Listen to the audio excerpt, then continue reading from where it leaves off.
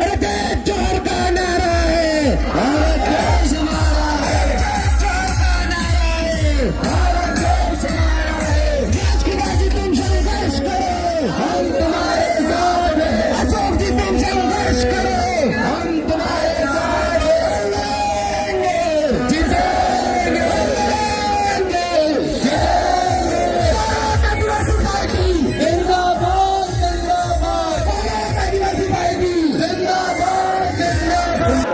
सबको जय जोहार। आज मुझे वो दिन याद आ रहा है कि मेरे 5 साल का कार्यकाल पूरा करके राजस्थान विधानसभा की दहलीज से वापस में उतर रहा था और उस दिन मैं प्राण लेके निकला था उस दहलीज पे। और उस राजस्थान विधानसभा की दहलीज पे मैंने पूर्वजों और हमारे गांव खेड़ों की गोत्रों की देवियों को मैंने याद किया था और कहा था कि जब 2023 में वापस चुन के आऊं तो हम 2 नहीं, हम 12 से 15 आने चाहिए, ये कल्पना की थी मैंने उस दहलीज पे प्रण लिया था कि हम दोबारा आएंगे और डबल डिजिट में आएंगे। ये घाटोल वालों ने आज एहसास करा दिया। आज मैं मेरा वक्तव्य शुरू करने से पहले हमारे महापुरुष भगवान बिरसा मुंडा, जिन्होंने 25 साल की उम्र में अंग्रेजों से लोहा लिया और अंग्रेजों के नाक में दम कर दिया और 25 साल की उम्र में इस देश के लिए और इस समाज के लिए अपनी जान गंवाई, उनको मैं नमन करना चाहूंगा। इसके अगले क्रम में गोविंद गुरु महाराज, जिन्होंने इस क्षेत्र में आदिवासी समुदाय के अंदर जागृति लाने के लिए अंग्रेजों और राजा रजवाड़ों के द्वारा जो तानाशाही की जा रही थी, शोषण किया जा रहा था, अत्याचार किया जा रहा था, उसके खिलाफ इस कौम को एकत्रित करके जागृति लाने के लिए और हम अपने हक अधिकार को लिए लड़ने के लिए इस समाज में जागृति लाए गोविंद गुरु महाराज।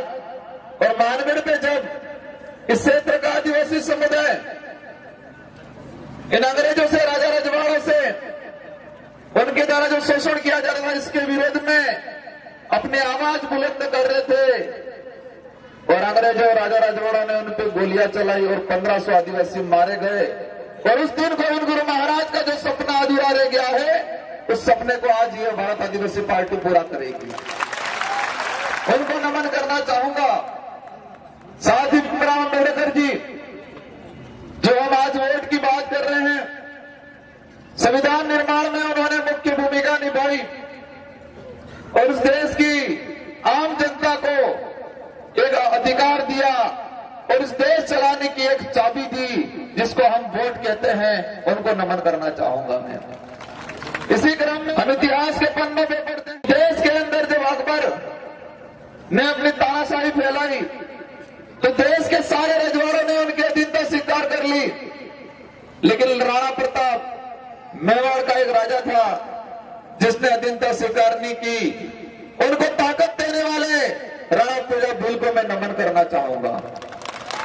राणा से पैसा खर्चा ही नहीं किया, लेब से हुआ और वो कह रहे कि विधायक बनेंगे, घाटोल का विकास करेंगे। भाजपा ने पहले भेजा था विधायक, मैं भी गया था, मेरी विचारधारा ने मुझे विधायक बना के भेजा और हमने कहा था कुछ तो बोल लो घाटोल को लेके, विकास को लेके। भाई अशोक भाई ने कहा कि बन के कॉलेज बनवाएगा और मैं कहता हूं जिस तरह मैंने मेरे विधानसभा में मैंने 3 कॉलेज खुलवाई है। कितनी कॉलेज है? 3 कॉलेज है। और उन्होंने यहाँ क्या स्थिति बना रखी है? घाटोल में कॉलेज है क्या? घाटोल में कॉलेज है? कॉलेज नहीं खोली है तो क्या करना चाहिए? हम लोगों को हराना चाहिए ने। और कहते हैं हम ये करेंगे वो करेंगे, भजन गा के वापस आए।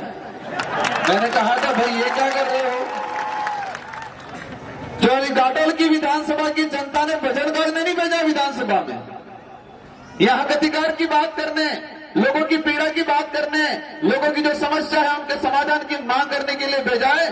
रात्री बाबा डोगरा झगड़ा वाले कहता नहीं कहता, बाबा डोगरे होता हो के जागो होता होते जागी सजन के जागे तापड़े बात के वो तीन दाड़े कि आदिवासी होता हो के जागो होता होते जागी जाते ने गेड़िया मत वोट आली ने अशोक भाई ने जयपुर मोकल वही नारा लगा रहा है तीन दाड़े। आप जितने भी साथी आए हो आज प्रण लेके जाओ, आपका खुद का वोट देना है, लेकिन आपको अपने परिवार, रिश्तेदार, काका बाबा सबका वोट दिलाना है। और आज प्रण लेके जाओ कि हम 200, 300 वोट दिलाएंगे। हाथ ऊंचा करके मुझे आश्वस्त करके बताओ कि सभी साथी